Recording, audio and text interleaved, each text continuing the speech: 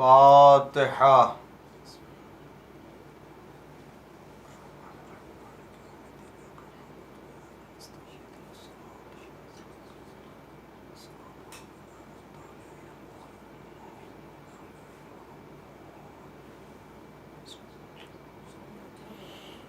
اعوذ باللہ السمیع العلیم من الشیطان اللعین الرجیم، بسم اللہ الرحمن الرحیم، الحمد للہ المعروف من غیر رؤیت، والخالق من غیر منصبت، خلق الخلائق بقدرت واستعبد الارباب بعزت، وسعد العظماء بجود، والصلاة والسلام والتحیۃ والاکرام علی البشیر النذیر السراج المنیر، حبیب الہ العالمین ابی القاسم محمد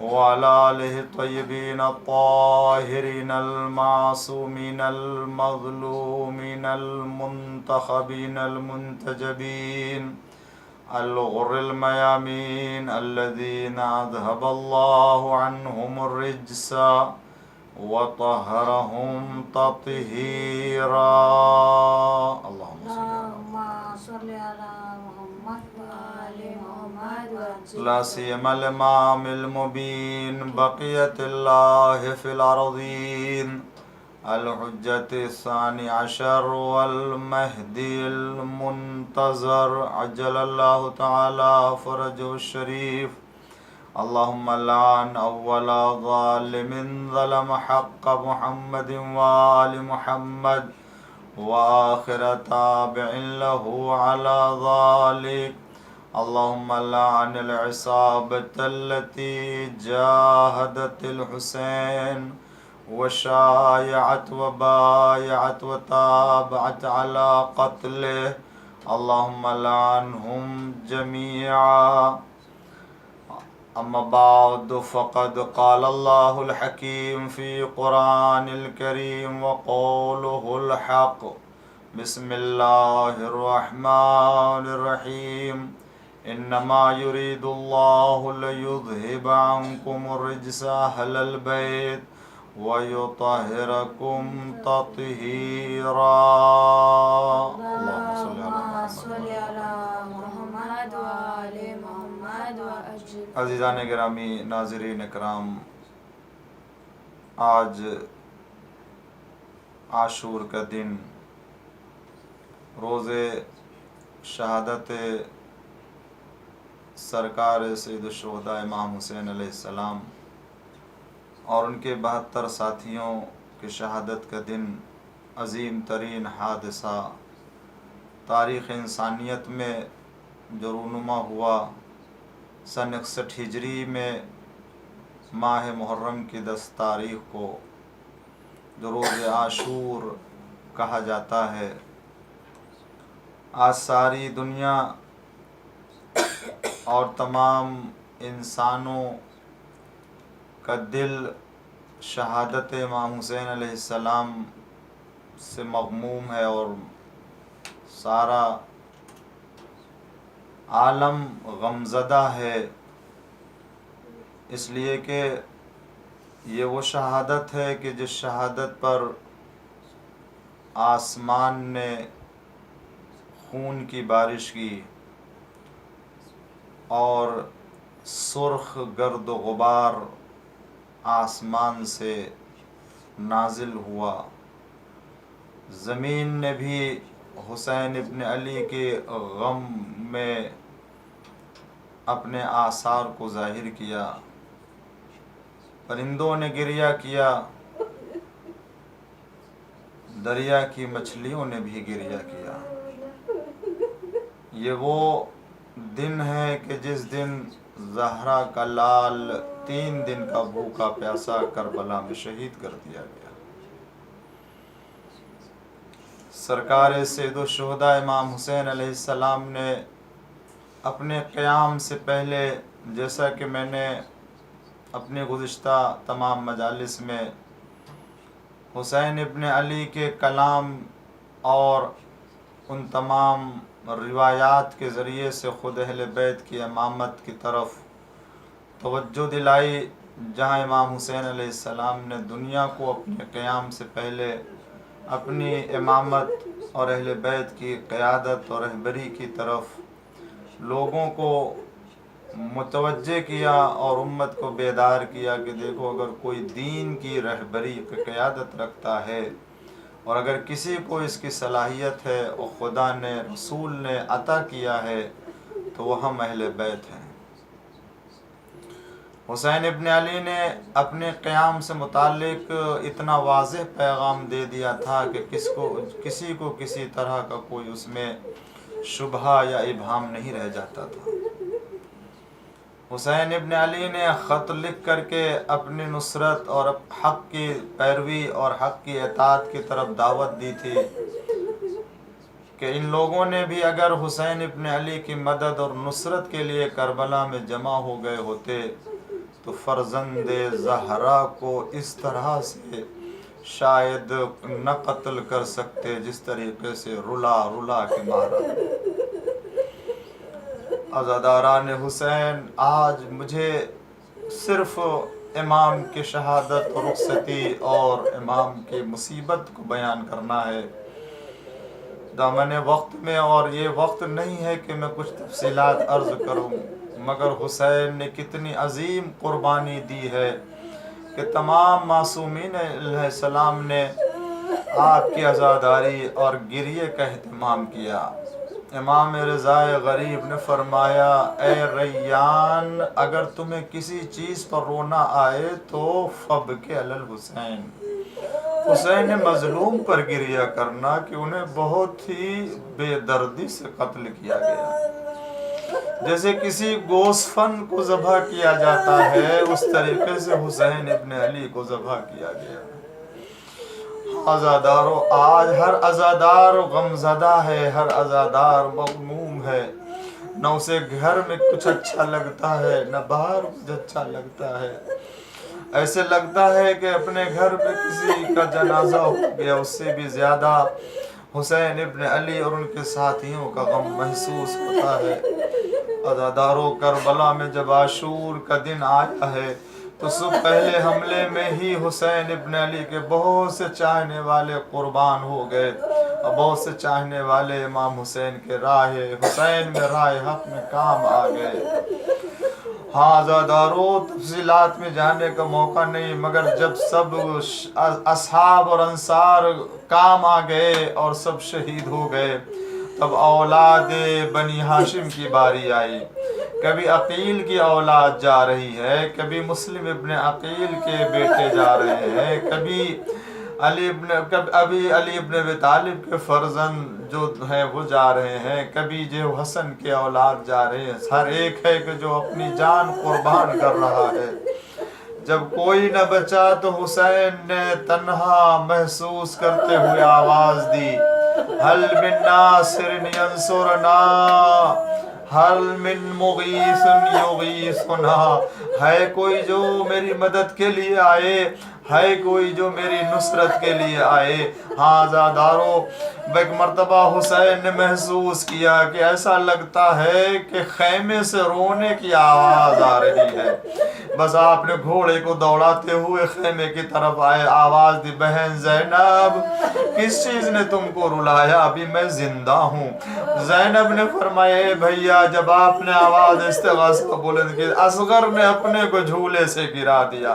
عزادارو، یہ وہ اصغر ہیں کہ جو شب عاشور اتنی طاقت نہ تھی کہ کروٹ لے سکتے گہوارے میں، نہیں معلوم یہ کون سا جذبہ تھا جس کی بنا پر یہ اس وقت اصغر نے اپنے کو جھولے سے گرا دیا۔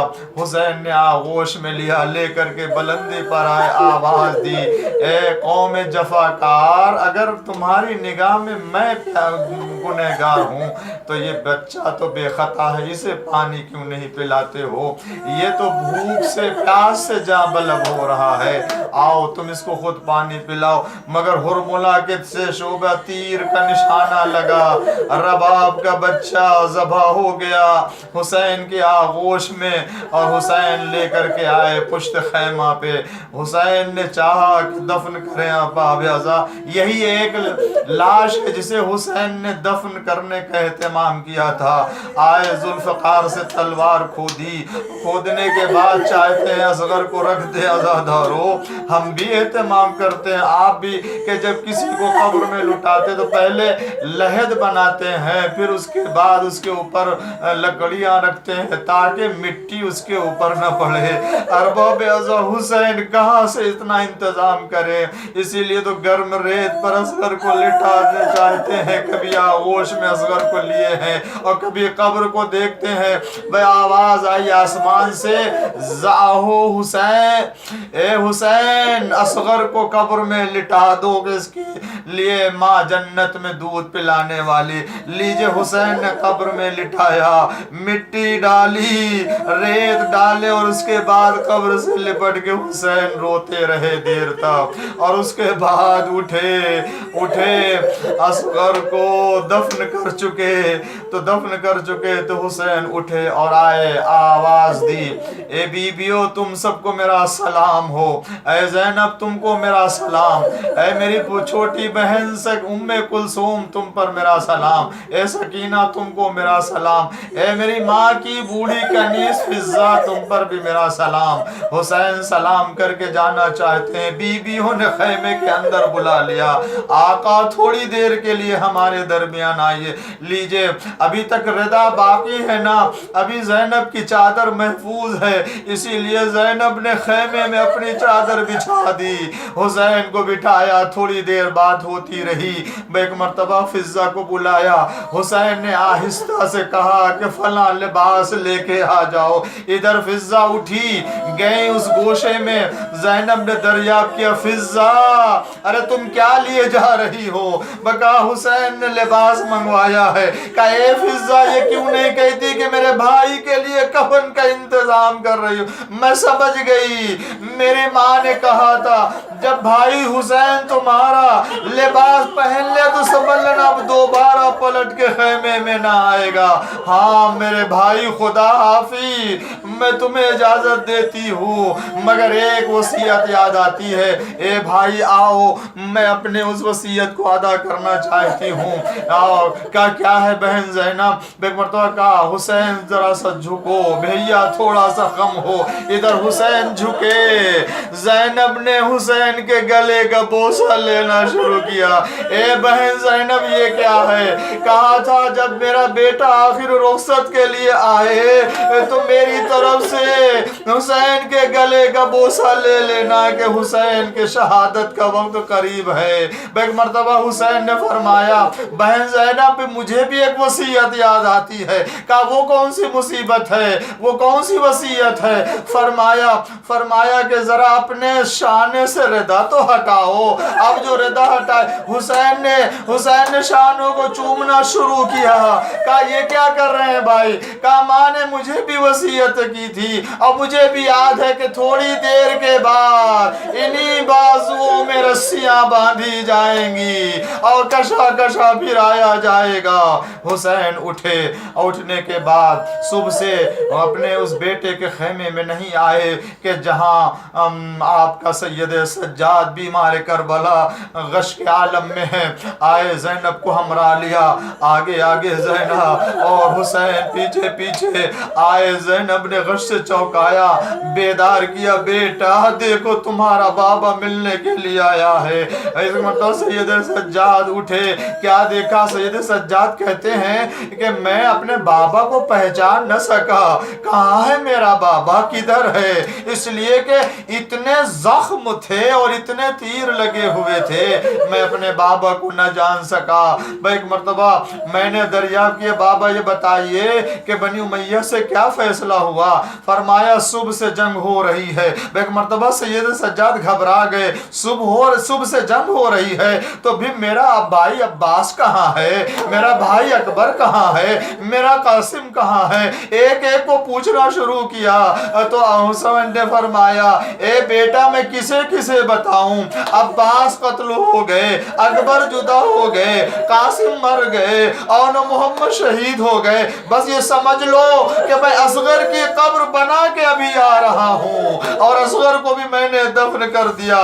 मैं एक मर्तबा सैयदे सज्जाद ने फूफी अम्मा, अरे मुझे एक तलवार दे दीजिए और एक आसा दे दीजिए। कहा ये क्या करोगे? आसा से सहारा लूंगा, तलवार से अपने बाबा की हिमायत करूंगा। एक मर्तबा हुसैन ने कहा, बेटा दिल संभालो, तुम्हें भी जिहाद करना है, हमें भी जिहाद करना है, तुम्हारा जिहाद शुरू होगा हमारी शहादत के बाद, मैं जिहाद करूंगा तलवार से, नेज़ों से।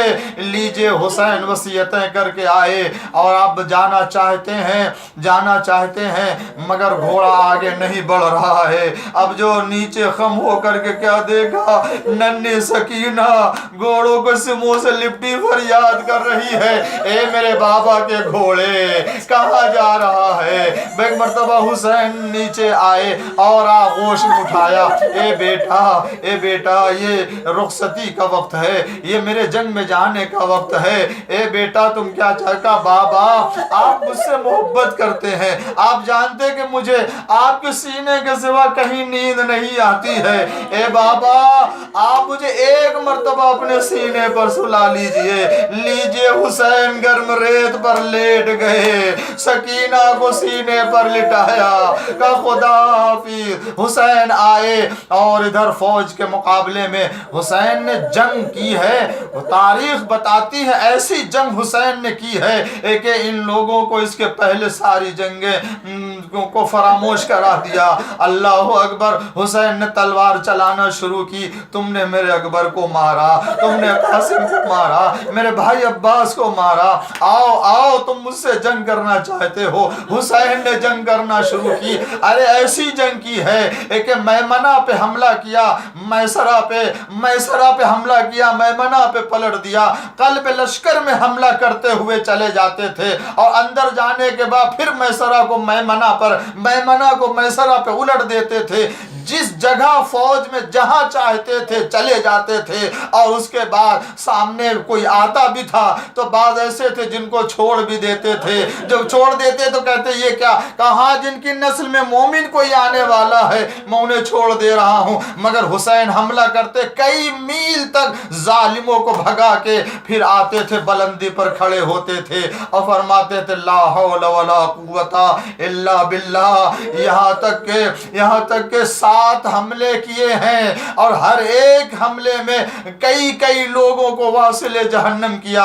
उधर से उमर साद ने कहा तुम्हें नहीं मालूम इनके पहलू में इनके बाप अली का पहलू नफ्स पाया जाता है। अरे इनको इस तरह से कत्ल नहीं किया जा सकता है। शिमर ने आवाज दी, देखो इकट्ठा जितने तीर वाले हैं उन सबको एक साथ हमला करना चाहिए, जितने तलवार वाले हैं उन सबको एक साथ हमला करना चाहिए, जितने नेज़े वाले हैं एक साथ नेज़े से हमला करें, जिनके पास पत्थर एक साथ पत्थर से हमला करें। अब क्या था, चारों तरफ से तलवारें, चारों तरफ से तीर, जिसके पास कुछ नहीं वो पत्थर मारने लगा।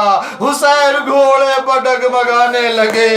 अज़ादारों न्याम तलवार को म्याम में रख चुके हैं मगर एक पत्थर सांप के पेशानी पर लगा, खून जारी हुआ। इतनी बहादुरी और इतनी ताकत थी हुसैन के अंदर। रिवायत बताती है कि जब तक ताकत रही हुसैन बैठे नहीं और जब तक ताकत रही बैठने की हुसैन लेटे नहीं, मगर जख्मों से चूर हुए तो घोड़े के बाँव गर्दन में अपना हाथ डाल दिया और कहा ए जुलजना, मेरा अकबर जहां है वही मुझे उतार दे, मेरा अकबर जहां है वही ले जाके उतार दे। जुलजना आगे बढ़ा, उसने अपने पैर को टेका ताकि मेरा सवार आसानी से जमीन पर आ जाए। लीजिए हुसैन, मगर जमीन पर नहीं आए। जितनी देर रहे आपका बदन تیروں کے اوپر معلق رہا، عزاداروں تیروں کے اوپر معلق رہا، مگر جب طاقت نہ رہ گئی تو سجدے آخر کے لیے آپ نے پیشانی زمین پر رکھی، ظالم آگے بڑھا شمر کند خنجر لے کر کے اس عالم میں۔ عزاداروں بہن زینب در خیمہ سے بھائی کے جہاد کو دیکھ رہی تھی، مگر جب بھائی نظر نہ آیا تو آواز دی، بہن کلثوم بچوں کو سنبھالو، میرا بھائی نظر نہیں آ رہا ہے، اور آپ نکل پڑی، میدان میں آئی، آواز دی میرے ماں جائے۔ حسین کے کان میں خبر پہنچی، زینب کی آواز آئی، کہا اے بہن زینب میں ابھی زندہ ہوں، خیمے میں جاؤ۔ گوشے چشم سے اشارہ کر کے کہا تھا، ادھر آواز دی، زینب آگے بڑھی، پیچھے جا رہی ہے خیمے کی طرف، جیسے خیمے میں قدم رکھا زمین کربلا کو زلزلہ آیا، آواز آئی، الا قتل الحسین بکربلا، الا ذبح الحسین بکربلا، حسین مارے گئے، سرخ آندھی چلی، سر کا جدا کر لیا گیا، نوک نیزہ پہ بلند ہوا۔ اب جو زینب نے محسوس کیا، اے بیٹا سید سجاد، ارے کیسی آواز آ رہی ہے، بس اپنے کا پردہ تو اٹھائیے۔ اب جو پردہ اٹھا کیا دیکھا، نیزے پر باپ کا سر نظر آیا، آواز دی، السلام علیکہ یا ابا عبداللہ، السلام علیکہ یا ابن رسول اللہ۔